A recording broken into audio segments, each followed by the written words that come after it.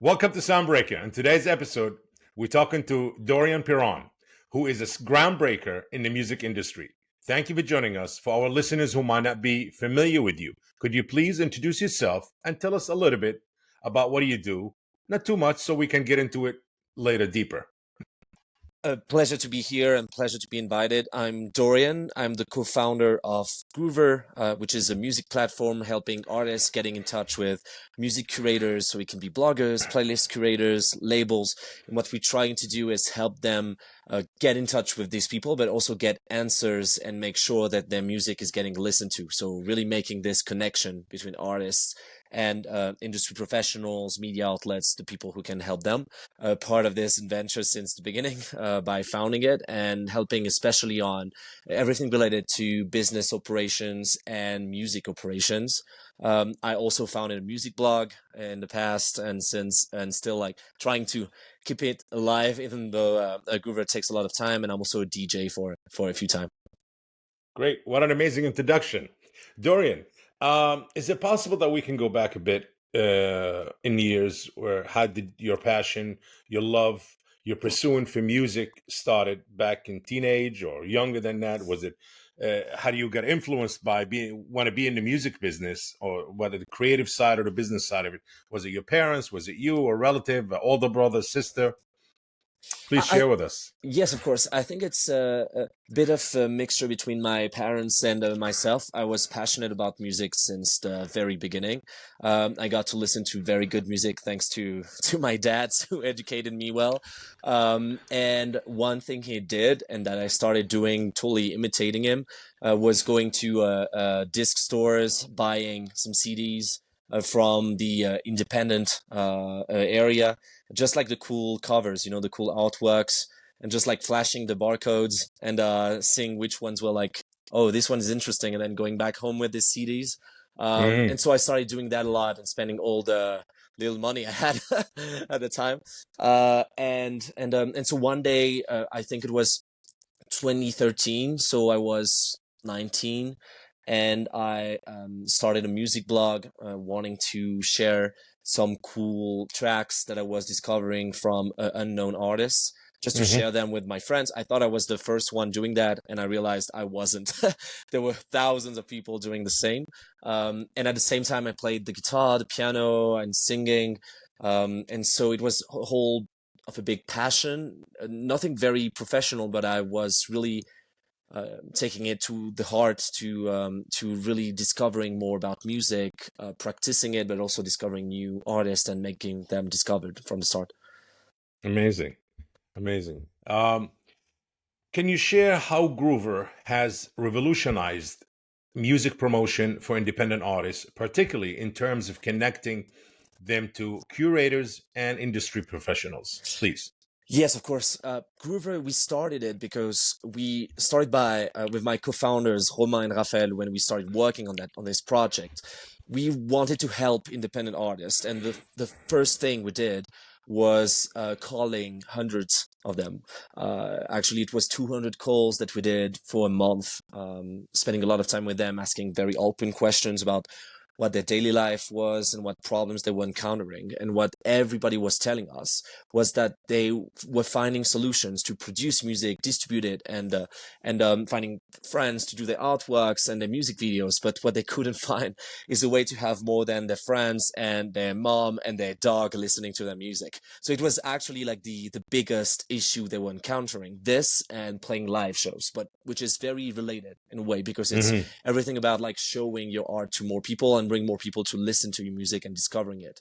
So we decided to focus on that. And the way Groover works and how it has revolutionized the way artists are getting in touch with music professionals and media outlets, Curators and all, yes. curators, is because we found a way to guarantee that those people, when they get in touch with them, are going to listen to the music. So everything was focused on breaking this wall of first listening when they're sending music to the curators, the bloggers, the radio stations, with a Hmm. system that goes with micropayments.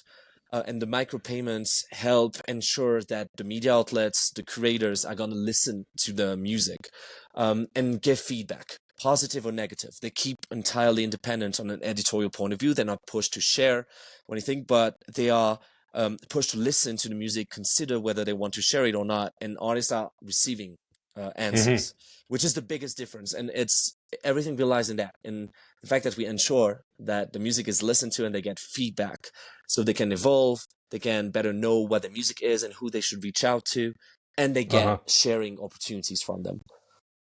Interesting. Very interesting. With over 4 million pieces of feedback given to artists, what role does feedback play in an artist's career? And how does Groover ensure constructive feedback for its users? It's a very good question. Knowing that what we say to artists, and it's the first thing, is that Hmm. feedback is not for everyone. Like not every artist wants to receive feedback, but we have feedback in every case on Groover because it's what we found as a guarantee of listening, a proof of listening. When a creator is listening to music, if they don't have to give feedback, the artist doesn't know if like they have actually listened properly to the music itself. So the first thing, and can be like, it's interesting to notice, but it's like this proof of listening that is important. The second thing, and the way we guarantee it is we have a whole charter, a guide that has evolved through years, that we have pushed and sent to all our creators and professionals so they can improve the way they give feedback, not just to please artists by saying how amazing they are. It's not at all what's expected here. It's more to put them in the shoes of the artist about what they are expecting. They are expecting something honest. They are expecting to have something constructive that is benevolent, that will help them grow, that can give them directions towards who they should reach out to. Artists wants different kinds of feedback, and we try with Groover and educating our creators to give feedback that will actually help them go the right direction. So it's the role that it plays. Really for artists, it's this kind of, it can be a guidance, it can be a proof of listening, it can be a way to better understand what kind of music they do, in what kind of box they are for now, what kind of boxes, and should they pursue that or try to get in another box. Interesting, really. I mean, very. I like the in-depth conversation we're having about it. It's very informative, very for us, for me actually, and for our listeners and viewers on Soundbreaker. You've invited key partnership or initiated, not invited. I'm sorry. You initiated key partnerships with various platforms like SoundCloud and CD Baby. How do these partnerships benefit Groover artists, and what opportunities do they offer for inspiring musicians? It's very interesting, and in a way, I think it shows how Groover is becoming pivotal in the way it works with artists. Is that Hmm. we've created partnerships not only with SoundCloud and CD Baby, but also with TuneCore, United Masters, Amuse. We're on the process to bring some new ones. We almost partnered up with all aggregators all over the places and most distributors. The only one Hmm. being not being a we not a partner with is DistroKid. We've talked with them, but they don't do partnerships, which is bad. But anyway, the reason why I'm mentioning this is because it's really close to the to distribution on the value chain for artists and Yeah. their development and the way in their journey. So we working with a lot of artist services company and especially distributors, because once an artist distribute their music, the next thing they want is to have people listen to it. And Correct. especially on streaming platforms and in other places. So Yeah. bringing an offer to SoundCloud, CD Baby, TuneCore, United Masters, Amuse users with a discount so that they can promote their music through Groover is really interesting for these platforms, in a way to show that they support the artists and helping them getting more streams, getting more listeners, growing their fan base. And on the other end, on our end, we leveraging all the discounts we can on these distribution platforms for special cases, and also trying to find ways for artists to leverage better these distributors and showcasing in different ways so that artists can choose the right distributor for them with discounts thanks to using Groover. So it's really like a double referral partnership in all cases. And it's Hmm. working really well, and we're seeing really great results on that. Very interesting. So you pretty much partner up with everybody, really. Every Not aggregator, everybody. every but mainly you said TuneCore, Believe, all of that. Yeah, we have partnerships with a lot of the main aggregators, and we always looking at like striking new partnerships with other ones. And it's always really great discussions. We talking with, for example, Symphonic Distribution right now, Label Works, also talking with Revelator. It's kind of like partners who really want to give opportunities to their artists to get their music heard Hmm. better. So it's really like synergy here. And we're always looking at partnering up with all the platforms there are on that space. We've also partnered up with Feature FM, which is not like a distributor, but more on marketing tools. Hmm. With Warm, with also Warm, yes. yeah, Master Channel is a good example. Disco as well. All the services that benefit the artists on the whole like chain of artist services they can benefit from to and empower them to get the music heard. Absolutely. Something the artists were missing. Absolutely. This is, will help them elevate their status and get them more, heard and known actually out there. Yeah, it's a whole goal. Like if you had like to sum up our vision in a few words, it's like we've always trying to empower artists to get their music heard and help them accelerate their career. Which is the second part of our vision here. Good. So I hope all of this will help them earn more streams on Spotify, because Spotify, if you don't earn a certain streams, they'll take you down. Yeah, So I hope these tools will help them. Yes, yes, we definitely need add more power to independent artists and keep their music alive, because that's what really thrive the music business, not just the major artists, also the independent artists. It's a big percentage of it is the independent artists, and that's why big artists born from being independent and being out there. exactly. And what's important to know on that, and you said it, is that Spotify is gonna pay only artists after like they reach a certain Yes, threshold now, like correct. 1,000 streams. Yes, But the other thing correct. that's interesting is when you look at the market shares of the majors and the biggest independent labels, but especially the majors, this Yeah. market share has been going down this past few Yes. years, showing Absolutely. how thriving the independent artist community is. Also because there are more and more artists and more tracks, so finding your way through the noise and cutting through the noise is very difficult. When we started, it was 20,000 new tracks released every day. Now it's 120,000 and six times Every more. day. Yeah, Every day. every day. And we started only 6 years ago. So Wow. 6 years ago, six times more tracks released every day on Spotify. So it's crazy. Unbelievable. Could you tell us more about Groover Obsessions, um, and how it helps artists, accelerate their careers? What criteria do you use to select artists in these programs Yeah, or in so this program? Groove Obsessions was started around 2 years ago. Yeah. The idea was to fulfill the second part of our mission, which is like helping artists accelerate their careers and not only like get their music heard, but also accelerate their careers. Our idea was to detect the top performing artists on Groover among the top 1%, 0.1%, knowing that we have like 400,000 artists using the platform right now. And the idea was to say, okay, who are the most promising? Who are the ones we love the music of, and how can we help them grow also not only horizontally with all other services but also vertically. The way we do it is we partner up with them and we bring them mainly three things. The first thing is support. We have like a 24 hours thing where we always available to bring them advice and helping them Hmm. strategize the next releases. We really good. It's one of our key pillars is being really good at support and always helping artists and trying Hmm. to be there because like if we're not able to answer them, we can't answer. Curators will answer them. So this is the first thing. The second thing is we really help them with their promotion on streaming platforms in particular, but also radio stations and media outlets, but especially growing on streaming platforms through independent playlists, trying to find their way to editorial playlists and understanding the algorithmic playlist at the same time. And the third thing is we create some visibility opportunities for them, which can be shows, events in Paris, London, New York City. It can be content we produce. We created Hmm. a whole brand and four families based on the four elements. And we have the website and social media. We're pushing them, and it acts as a label of quality because they've been selected through the top 0.1% artists on the platform. And our idea is for this whole thing to be an accelerator, not a blocker. So we don't have like blocking contracts. Our idea is if they have the opportunity to work with a super cool label, we'll be super happy for them, and we can provide advice and support for that as a Great. third party. Our idea is really to help them grow there. Now, how do you base your judgment on the most popular artists on Groover? Is it based on, let's say, social media performances like TikTok, Reels, Shorts, and all of that?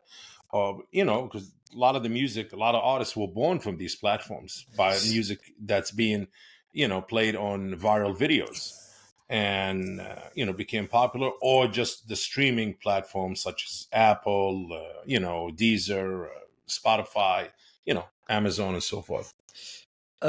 There's a three-part to this. Very to say it like shortly. The first Yeah. thing we look at is their performance on Groover. So how did they perform on Groover with the creators? Did they accept that track? Did they decide to share? We calculate a score with that, taking into account the pickiness of the creator and stuff like that. So it helps us like show like kind of find and dig some of the top performing artists on Groover, which is our own like proprietary data that we have access to, Yeah. and we are the only one to have access to, which is great. The second thing is we look at streaming data and social media activity. It's less important for us, but it's a marker of like how have they developed their activity, and are they active on these platforms, and are they Hmm. showing that they have like some potential of putting more energy and on this, because it's so competitive right now that we It need to is. be sure that they are like they have the resource and the wish to grow on these platforms. And the third thing we do is and it's like the deal breaker is the music. We listen to music, and do we find it interesting? Do we find it original? Do we find it like, do we like the project? And the fourth one is like, are they nice people? It's super important for us. We don't want to work with artists who are like who wouldn't be on the same like vibe or wavelength. Hmm. It's a cool thing, and a lot of record labels will tell you that like they need to be in the same wavelength as on the same wavelength as the artist they work with, and the Hmm. music is super important. So it's a Yes. three-part thing. Oh, interesting. Informative for our listeners out there who's going to be inspired of some of the artists, our viewers, and our show. As a DJ yourself, how do you see the role of digital platform like Groover shaping the future of music discovery and promotion, especially in the context of emerging artists and the changing music industry landscape? It's a good question. To be completely frank, I haven't been a DJ for long. It's been 6 months, I would say, but I love it, and I got to play some gigs and enjoy it a lot, and play awesome tracks, and feeling that like activity and energy, and loving it. And so it's interesting because for DJ, what I see now is like I better understand the electronic music scene that I didn't understand really well before. I'm more like an indie rock, indie pop guy Yeah. first, Uh-huh. and I see like so we putting a lot of things in action for electronic music artists now, because I think we were very late on this. We've always had a lot of electronic music artists using and producers using Groover, but we were Hmm. not the best. So we like better organizing the music genres on the platform.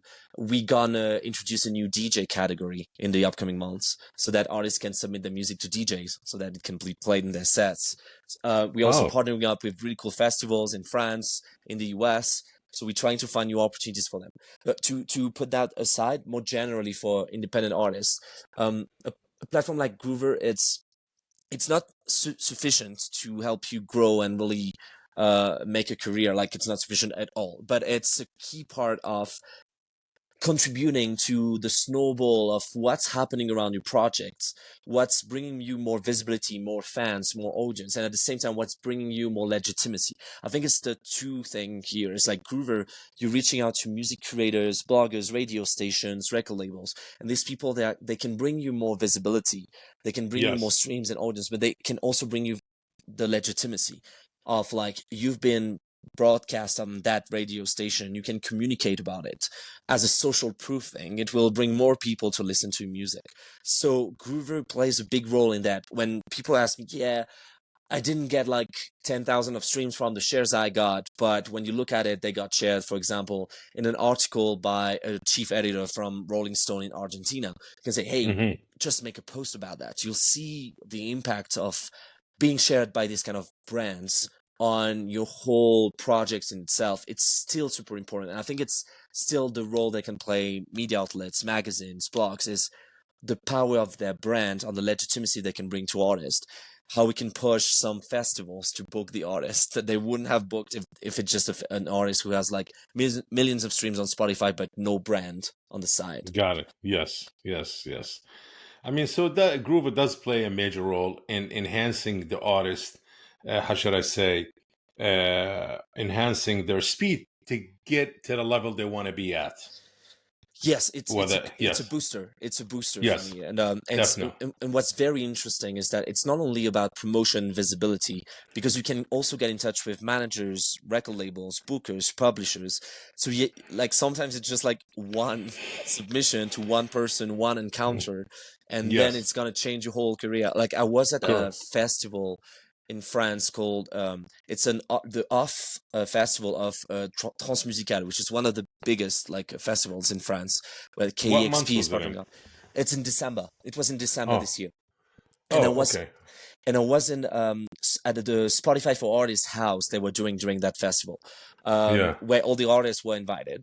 And I was there with like a friend who's a producer and was playing, and I talked with three different artists. One had found their label on the platform. One had found their publisher, and one had found their manager.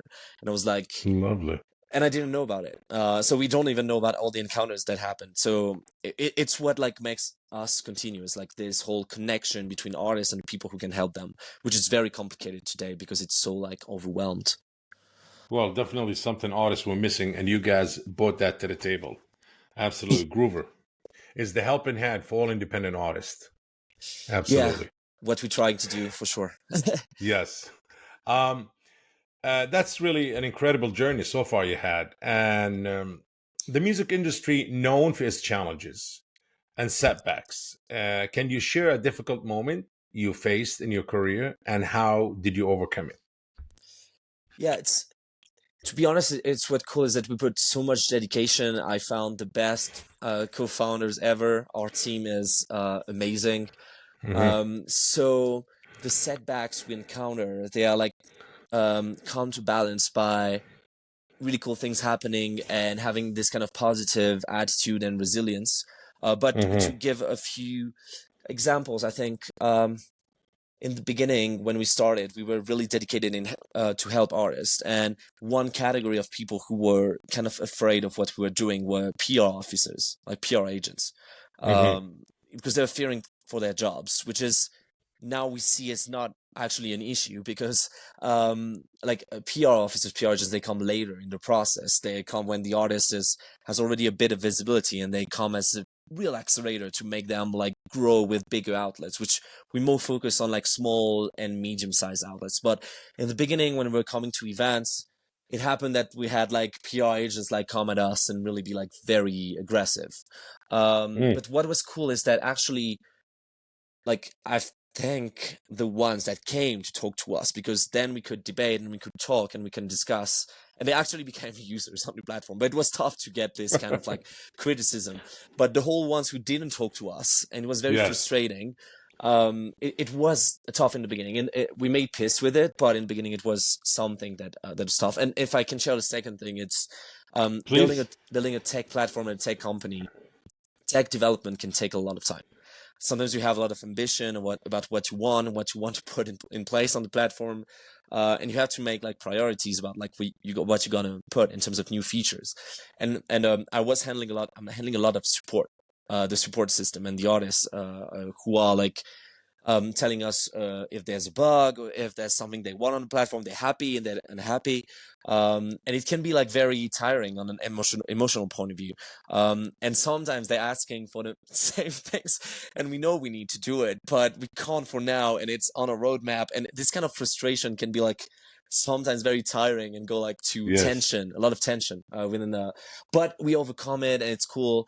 Good. I've been insulted a lot by people on the support, but now I learn to like breathe and like answer Yes. in a very kind way, and people are very like offset by this, and so they start to like apologize, and then it's good, you know. You're good. They're negative feedback, but you know what? Take it in and output the positive feedback. Yeah, and Absolutely. I saw something that like really helped me with that, with like the negative Yes. feedback, and I tell it Yes. to artists is that our brain is wired to be on attention for danger all the time. Yes. A negative feedback, like a negative piece of feedback, is danger. Yes. You will have Very. like you're a superstar. You will get 1,000 tweets telling how you were amazing on the Grammy Awards show, but you're gonna receive Yes. like one negative thing. You're gonna focus on this one. I saw like I don't know who was talking. I don't know if it was like, but like a huge superstar telling this killed me for 24 hours, and I was like, and it's because of that. It's because like, and there was this society like sociologic a kind Yeah. of like a specialist, and he was saying that it's because our brain is wired for like being attentive to danger. Yes. Correct. So Correct. Well, in my book, if somebody talk negative about you or give you negative feedback, yeah, to me, I say this is not your business, and don't make it your business. yeah, So ignore it. It's not your business. Let somebody else talk. That's their freedom. They could talk. You cannot stop people from talking. yeah, But it's definitely, even if they're talking about you, it's not your business. You know, yeah, and and don't make it yours. it's the tough thing about Groover is that it's a very emotional product. It's like artists receive feedback, some positive, some negative. We try Yes. to help curators bring like An artist is very emotional because very emotional. music is emotional thing. It comes from the inside, their music creation. So it's all connected together with them. Absolutely. So Yeah, they need the totally. most positive feedback as possible, you know. Yes, and it's what I'm trying to tell them is like if you receive some sort of like negative feedback, try to ignore him, try to ignore it, and focus on what's really interesting for you. Maybe the small Yes. things you think you can work on, and also the positive, and focus on that. Yes. It's what's gonna push you. Always. Yes. You mentioned you have your partners before. How big is the team of Groover? I know you, and you mentioned one more partner. And I think how many? You guys three, correct? We have three co-founders with Romain Yes. and Raphael. With three, Roman, yes. And but Raphael. we are a team of more than 40 people now, so it's grown a lot. It's not at all only us. There are so many amazing people and talented people in the team working on Yes. all the various parts of what we need to have Groover growing and helping artists. Any of you guys of the co-founders, you, Roman, and Raphael, any of you also into development, like more in the tech side, like say, hey, I handle this, you handle the PR, I'll handle the networking, We have a very or good organization of responsibilities. Um, yes, Romain is handling more everything related to like the overall strategy, funding, and yes, recruitment.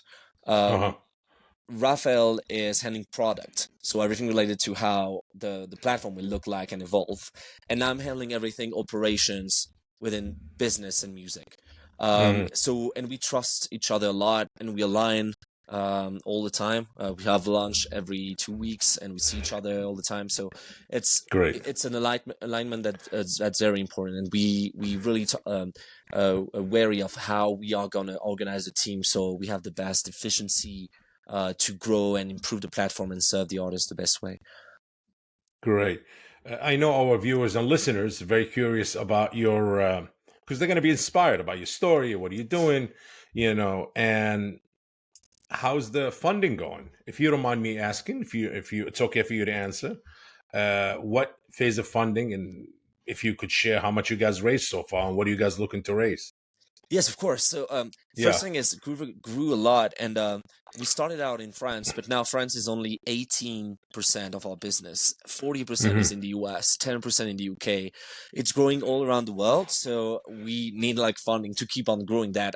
We needed funding to just try to go faster, be Yeah. better. And we could have gone another way and bootstrap and stuff like that, but what we did is we raised the first round in 2019. It was a 1.3 million. Hmm. $1.5 million actually, fundraise with business angels, Techstars, which is like a US accelerator, and it helped us grow the first core team. Then we raised a second fundraise in 2021 with Hmm. two VC funds, one called Partech and BPI France, which is the French sovereign investment bank. They're really good at helping our startups grow with their VC funds, and they always like co-investing with other like private funds. Yeah. And we raised $6 million at that time, Wow. Amazing. and we've just closed a new fundraise a few weeks ago, of $8 million. This time with two other funds, and all the other previous funds going and putting money again. So One Rack Time, TechMind. There's Trained VC. And there's also like there was French founders in the previous one, and it's cool because it's outlets. It's funds that are both European and also have a Hmm. foot in the on the American continent. And so we're trying to grow that way. And this funds will help us grow, improve our services. And the way Hmm. what we want to do, if I may say, is like extend the services we bring to artists, to help them keep on helping them grow their career and their visibility, with a more an all-in-one platform for this, more than just a Hmm. service to creators, which is still the key. And then the other thing we want to do is, of course, keep on expanding, and especially with a Yes. focus on North America. But we're also growing in Latin America and Europe, and we want to keep on doing that, and keep on finding new opportunities to grow everywhere, because Groover is really like scalable everywhere around the world. Yes. We have like which what's fun is that American artists using the platforms, they get in touch with 35% of American creators, but then 65% of foreign creators they get in touch with. It's very interesting because Amazing. it's really a way to grow worldwide on Groover and test new markets. So the dream is alive, and you guys growing and going Yes. forward. Yeah, So it's you're not almost easy every day, close. but yeah. No, I'm sure. And you guys almost close to $20 million in funding. You're getting close to that number. May I ask what's the platform or the your company's valued at when you raise that much money? What's the market evaluation now of the company? So we're not communicating officially on the valuation, so I can't Yes. like give you a number, but just to let you Yeah. know, like we're still the three founders, we're still in a Yes. very good position at leading the company, and we Yes. have the funds that are with us in the board are really supportive, helping, Yeah. and we really have like the right setup to grow now. In terms of valuation, I can't communicate it, but yeah, like people can make guesses, I guess. But it's a big valuation. I'm sure. But the idea is, the goal for us is really that that money serves the development of the company, and we hope we have big ambitions in being the leader for that like music promotion space and growing on Yes. artist services. And we'll see how it goes. It's gonna be exciting years, tough but So exciting.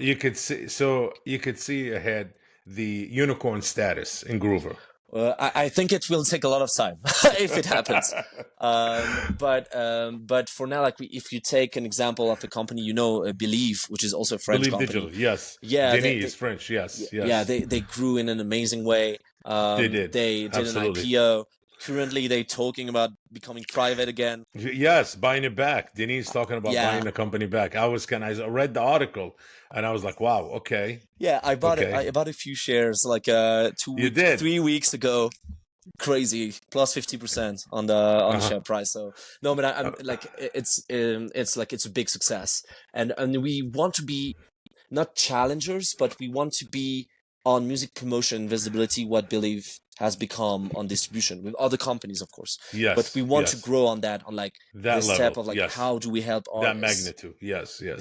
This would be amazing, but we'll always try to find the right way and path for the company, for our users. So it might be very ambitious. It might not work. It might work, but we all like thriving to make it Listen, happen. you guys are on the right path. You and your partners, definitely. And the way how you raise the money and how fast you're growing, it's definitely amazing.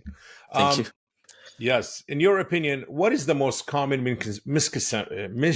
excuse me, misconceptions people have about the music business or the music industry?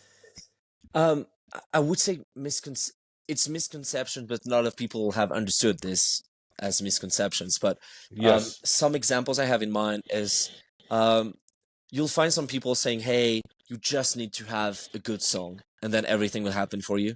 This is Hmm. not true anymore. Honestly, unfortunately, this is not true anymore. You need to find the right way to present it, to put energy in promoting it, and it's not always the thing artists prefer, but it's still super important. And artists need to be active in promoting their own craft, even if, when they have like a big team around them. And you can, when you see the superstars, they are doing it.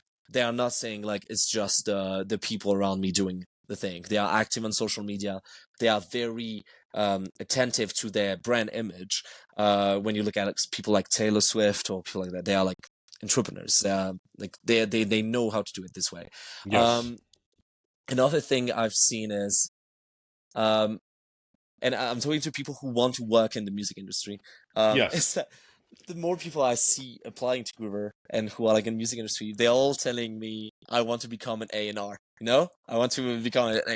It's the thing I'm seeing like from everyone, and I would tell you, don't say that during an interview when you're applying for a job, and try to find other things you're interested in. For the reason that it's not easy to define what an A&R job is today. Most of the time, people who want to be an A&R don't exactly know what it is, but it sounds sexy. It's also very difficult because the A&R execs, when they once they become an A&R, they are not leaving their jobs.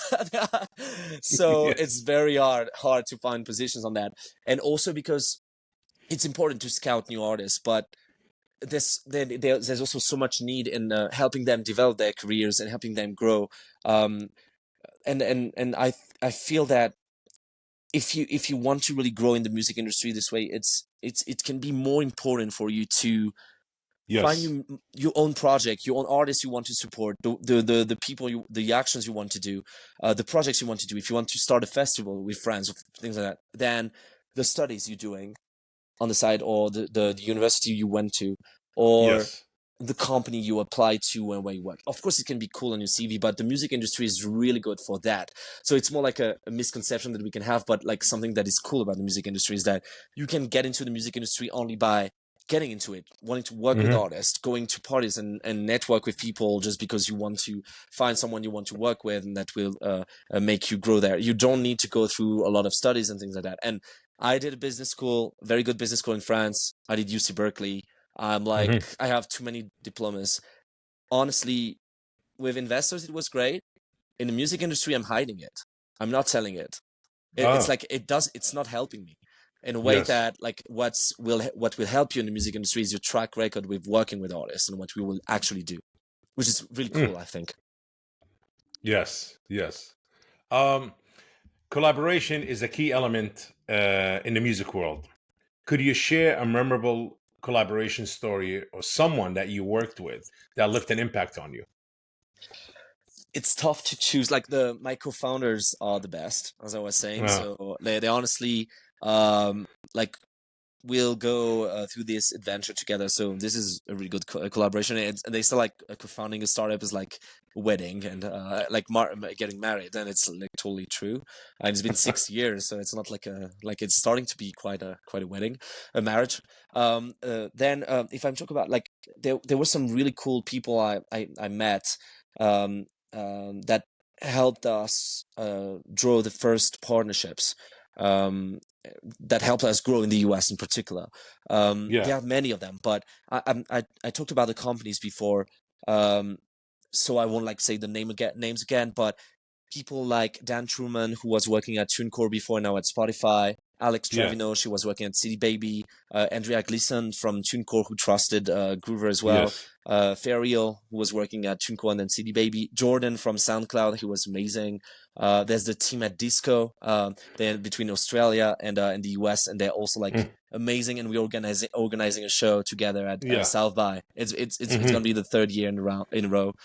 There's Michael Sherman from Feature FM. I've always found that people who are involved in companies in the US, once we came to a certain point, they were super open and they really wanted to help us and push us. And it was really like Yes. something that was a collaboration there.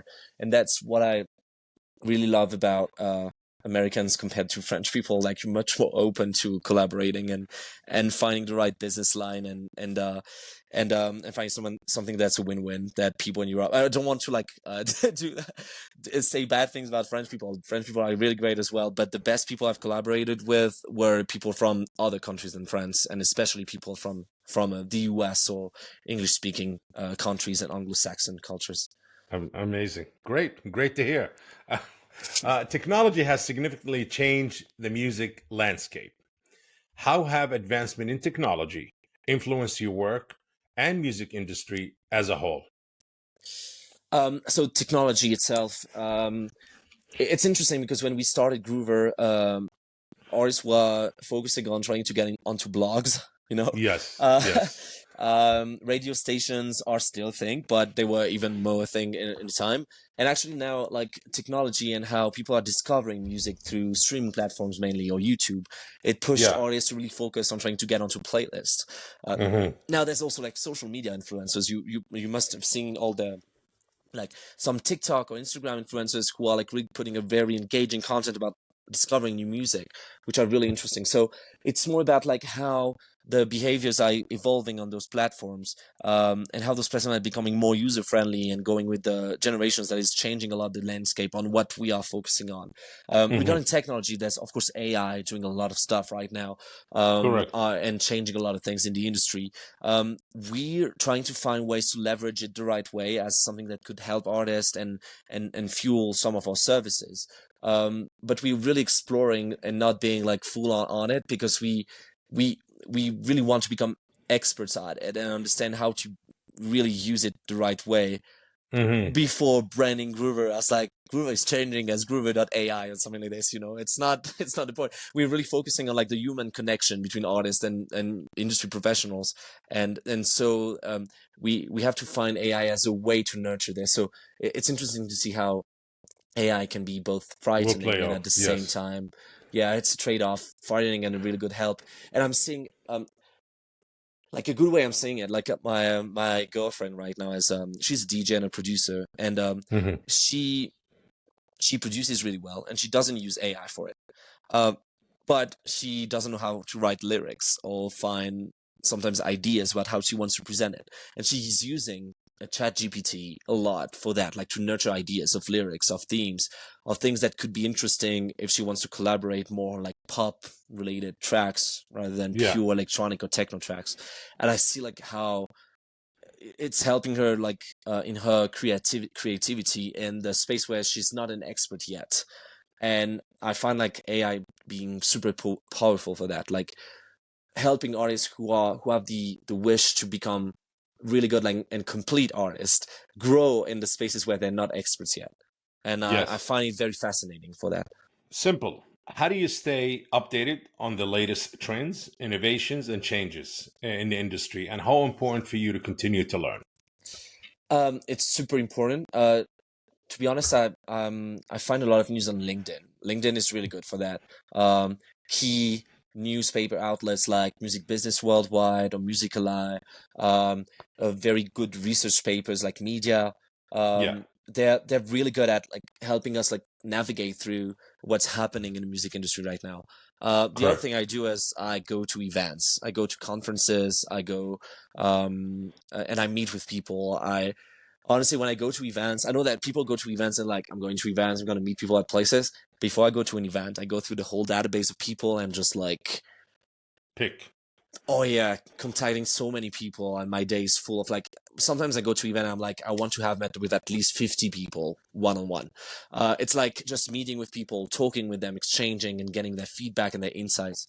I would advise any people wanting to work in the music industry to do it. Meet with people. We had so many cool things happening. Like examples are like people I met at South by when we were very very small, and they called me back 1 year later to start a partnership, and because we Hmm. had met at that event. Wow. Hmm. um and it's interesting, and keeping up to date with what's happening, going to events is a great way to know what's like the current cool thing, and interesting thing. So staying connected is one of the key elements to success if you have a startup or an idea or something that you're building. Yeah, totally. Even if sometimes Yes. it can be a bit frustrating because you're seeing Yes. trends happening and you're like, for me, like it's always been about the artist and what the artist needs. So when there was like the NFT trend, Yeah. it was interesting when there was speculation because it was a way for artists to get more money. It was the only thing I was focusing on was when they using an NFT platform, they can make more money, they can fund their project. It was the only thing that was interesting for me in that. All the Yes. blockchain technology, all the digital, collectible. Honestly, I never found it interesting, but I found interesting the fact that they could raise money out of it. So I was just interested in that part. So, but it was frustrating to see so many of the events focusing only on metaverse, NFT, AI, and there was Yes. nothing about pure artist services and what they First. actually need. Like, are you talking to Yes. artists about what they actually need? And it's Yes. missing a lot. Now I think it's going back because like with the old thing of like NFT, like and metaverse and stuff. It's like people only raise their things, on LinkedIn, like NFT expert, they only raised it. And now they're going back to more like what artists actually need. And AI is different in that because it's actually much more usable and bringing more interesting things. So I find it interesting, but it can be frustrating sometimes when you see like trends that are like too much and everyone talking about something and like, have you asked the Yes. artist if they can use that and if they're interested in that? Great. Simple advice for people, for our listeners, viewers who are going to be inspired by your story. They want to follow your footsteps, follow the path that you went in, starting their own startup. They have good ideas. What advice you have for them out there, if you don't um, mind sharing? I'm still really young, so I don't know if I'm in the right place to give advice or anyway. But um, one thing that's been really good for me, and I've went back on it, and then Yes. I, it's when you start and when you have opportunities.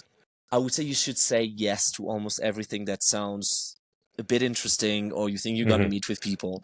Sometimes you'll go to places. I went like to cities or towns for Yes. events, and I was like, "What am I doing here?" And I didn't think I was gonna take anything out of it, but I was like, saying yes in the beginning is a way to stand out. So we see a lot of people telling, "Hey, you should start saying no." But in the beginning, when Yes. you don't have anything or you don't have any opportunities, don't start saying no. Or nothing will never happen for you. So I would say, like Yes. in the beginning, say yes to everything, and then you have the luxury to choose. To pick and choose. Um, any projects, anything that you're working on that for our listeners, viewers, they can look forward to or wait for it, anticipate all of that? Can you please let us know what are you working on or something new? Yeah, so we working on new services to help artists. It can go from helping them writing their bio, their pitch, to helping them manage their digital ads. And we're trying to find a way to encapsulate it on Groover the right way. So this is going to Hmm. be super exciting project. The other one is how we are going to try to grow in the US and in other places, partnering up with more festival, with more springboards, and try to find more opportunities for artists. And we're gonna try to be everywhere. It's gonna be complicated because the US is so big, but we're gonna try to like meet and really adapt Groover to the needs of people in the US and around the world. The third thing I told you a bit, but it's like a personal thing I'm really excited about is this whole like DJ category and growing on the electronic music scene because I think it's really something we can be better at. So I'm excited to see if Yes, we're able to. um, absolutely. and so these are some of the new things that you can expect in Is this there, year to come. I think you mentioned earlier, maybe in the conversation interview, that you guys mentioned you're working on a fund for the artists also, a special fund for artists, or no? No, not especially, but we always trying to find new opportunities, and we have the ideas of like having calls for applicants for artists to really get more opportunities, and to for the artists who are really have something happening but are still alone. How can we help them really find the right setup for them and grow? Like really have this both thing of like Groover is. Everyone can use it. Everyone can grow using Groover, but at the same time, Yes, some are really standing out because their music is good and they're going the right way, and how can we help them go even further? So yes. it's both those things that we're trying to put energy on. Great. Well, I have to say, great interview, very informative and very inspiring and motivating. Thank you.